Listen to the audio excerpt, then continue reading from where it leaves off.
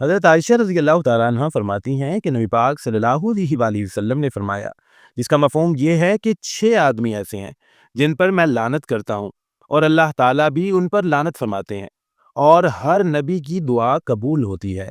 اب وہ 6 آدمی کون سے ہیں؟ نمبر 1، اللہ تعالیٰ کی کتاب میں زیادتی کرنے والا۔ اللہ پاک نے اپنے احکامات کو قرآن مجید کی صورت میں نبی پاک صلی اللہ علیہ وآلہ وسلم پر نازل فرمایا ہے۔ اب وہاں سے ہمیں کلیئر کٹ انسٹرکشنز ملتی ہیں، یہ کرنا ہے، یہ کرنا ہے، یہ نہیں کرنا، اس سے بچنا ہے، یہ غلط چیز ہے، یہ صحیح چیز ہے۔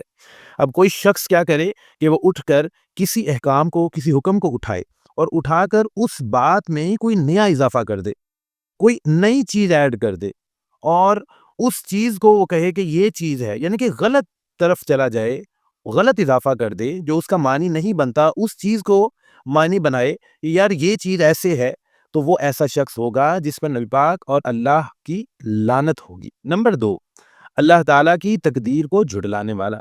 تقدیر کی اقسام ہوتی ہیں، ایک تقدیر معلق ہوتی ہے اور ایک تقدیر مقدر ہوتی ہے۔ تقدیر معلق کیا ہے؟ تقدیر معلق سے مراد ہے کہ جیسے اگزامپل کے طور پر اگر کوئی انسان قرآن مجید پڑھے گا تو اسے ثواب ملے گا، کوئی اپنے والدین کی خدمت کرے گا تو اسے اللہ پاک اجر عطا فرمائیں گے، کوئی یہ نیکی کرے گا تو اس کے لیے یہ اجر ہے، کوئی یہ کام کرے گا اس کے لیے یہ اجر ہے، اور اگر نہیں کرے گا تو نہیں ملے گا۔ اور تقدیر مقدر کیا ہے کہ فلاں شخص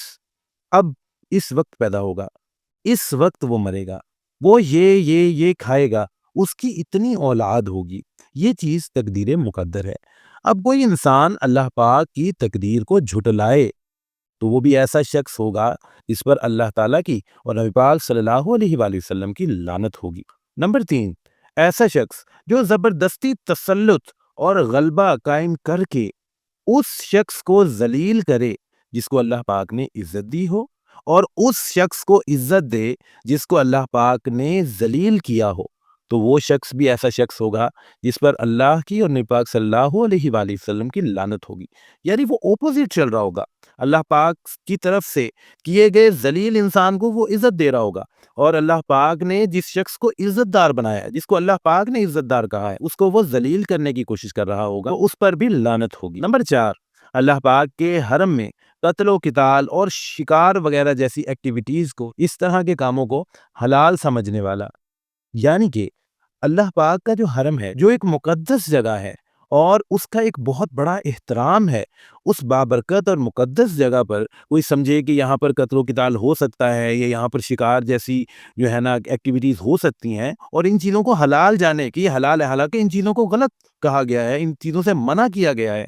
تو وہ بھی ایسا شخص ہوگا جس پر اللہ کی اور نبی پاک صلی اللہ علیہ وآلہ وسلم کی لعنت ہوگی۔ نمبر 5 پر نبی پاک صلی اللہ علیہ وآلہ وسلم نے فرمایا، جس کا مفہوم ہے کہ میری اولاد کے حق میں اس چیز کو حلال جانے جسے اللہ پاک نے حرام قرار دیا ہے، تو وہ بھی ایسا شخص ہوگا جس پر اللہ کی اور نبی پاک صلی اللہ علیہ وآلہ وسلم کی لعنت ہوگی۔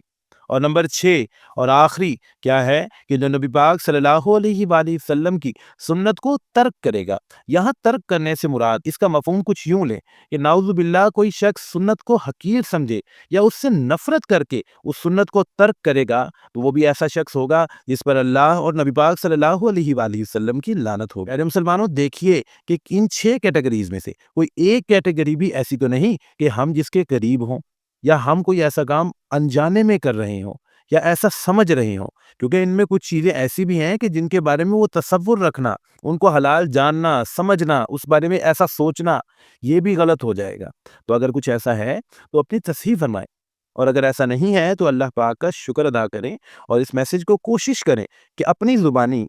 یا ایسے جیسے بھی آپ کسی تک شیئر کر سکتے ہیں، ہو بہو پیغام کو اسے لازمی شیئر کریں، تاکہ اور لوگوں کو بھی اس بارے میں پتہ چلے، اور جو انجانے میں کسی غلطی پر ہیں وہ اس غلطی سے باز آ جائیں۔ اللہ پاک ہم سب کو ہدایت عطا فرما دے، آمین ثم آمین۔